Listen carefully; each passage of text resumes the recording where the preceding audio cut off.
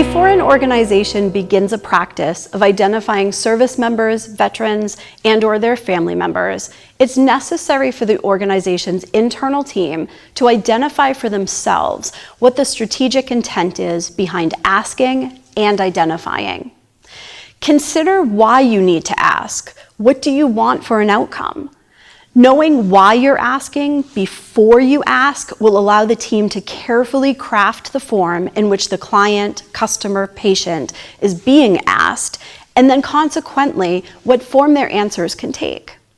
Strategic intent up front will help you avoid collecting information that is not useful to you, your organization, or the person that you're serving. A great example of what can happen if you are not carefully strategic about this in the beginning is a survey that has been distributed to youth in New Hampshire. The survey is designed to identify youth at risk for certain behaviors and is given annually. The survey asks, has anyone in your family ever served in the military? There's no further explanation or defining guidelines for answering this question. One year, evaluators of the survey responses picked up on the fact that many more youth self-identified themselves as being part of a military family than would have been expected given the estimates of how many military families were living in the state at the time of the survey.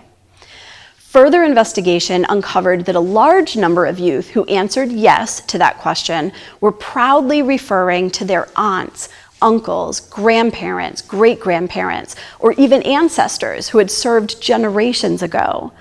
The intention of the question had been to identify youth of military families, youth who had a parent or immediate household family member currently serving in the military or who had previously served in the military. But because the question was not specific enough, the results were then not useful at all to those who needed the information. Researchers and local providers wanted to know what problems or challenges existed for the youth in military or veteran families in the community today. The service history of a child's ancestor who served in World War II cannot be clearly linked to risks that the child may experience today and is not substantially relevant. Some organizations will want to know if a customer is currently and actively serving or if they have previously served. It will be important for others to know where and when the customer, client, or patient served, because if that information could influence treatment decisions or what might be available for resources, then that's important to know. Some will be interested in tracking the needs and outcomes related to spouses or family members of those who have served. If your organization needs to know more information about the service or the customer's relation to the person who served, then follow-up questions will be required and should be carefully considered ahead of time.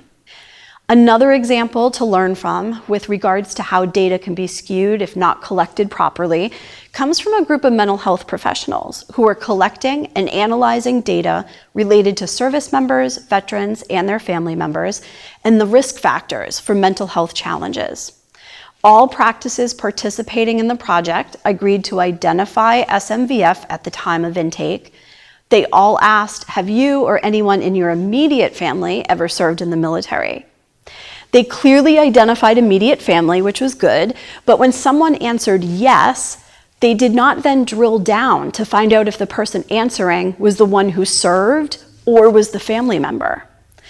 Data collected showed that this group of individuals were at higher risk in a variety of categories, but it wasn't clear who the individuals were exactly, so it ended up not being useful, not as useful as it could have been.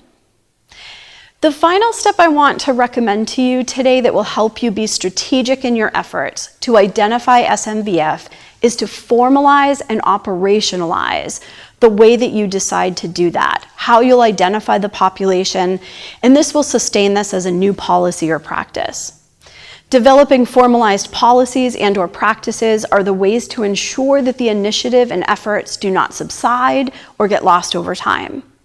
Over the course of an organization's lifetime, it's natural that there'll be turnover in staff, and there won't always be someone as passionate as you about identifying SMVF being served by your organization.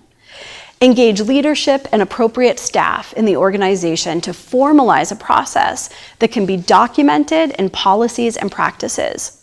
This will help new staff learn the procedure, its importance, and how to seamlessly incorporate it into their routines. It will also ensure consistency throughout the process and a clear understanding among staff about roles and responsibilities related to what happens when the answer to "Have you or anyone in your family ever served in the military?" is yes. Organizations are encouraged to take the time necessary to explore what happens when someone answers yes to that question. Start from the very beginning. Who is the first person to see that answer? Or who should be the first person to look for that answer? And what will they be expected to do with it? Identify each staff person or program where that information will be passed or shared, and identify what happens with that information when it's received and where it goes next. Be very clear. Document the process in writing to share it with all employees and customers if they ask. The Ask the Question Toolkit developed in New Hampshire is publicly available on the New Hampshire State Department of Military Affairs and Veteran Services website for any interested party inside or outside New Hampshire. It goes into detail about how to effectively ask the question and provides tools and resources for helping organizations to do just that. As you work to develop a policy or practice around identifying SMVF, carefully consider why you're asking. What information do you want to get as a result of asking, and how that information should be used in a formalized way to benefit the person that you're serving. You can access the Ask the Question Toolkit by using the QR code provided.